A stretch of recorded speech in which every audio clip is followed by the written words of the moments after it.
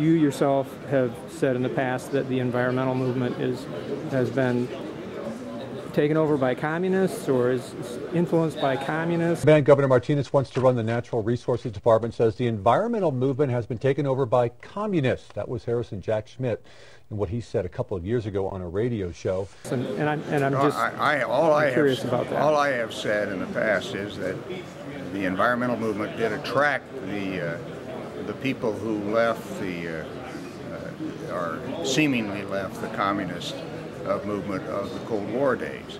The environmental movement, a large part of it, and particularly some of its leadership, are more interested in government control of our freedoms than they are in climate. And that's all I have said. Okay. The ice isn't melting. It's just a theory. Climate models are unreliable. Recently leaked documents show that Heartland has plans to distort science curriculums around the country to better suit their fringe ideology and their wealthy funders.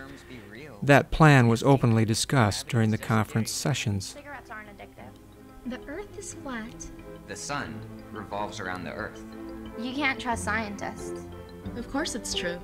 I learned it in school. Of course it's true. I learned it in school. But long term, we have to recapture the K through 12 education system. That's the long-term problem. I know the Heartland Institute is deeply involved in that, independent of their activities in climate, and we've got to encourage them and many other organizations, state legislators and others to get the K through 12 education back into an objective and knowledge-based context.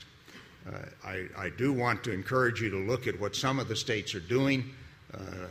Governor Jindal and his activities in Louisiana are particularly remarkable in the current environment.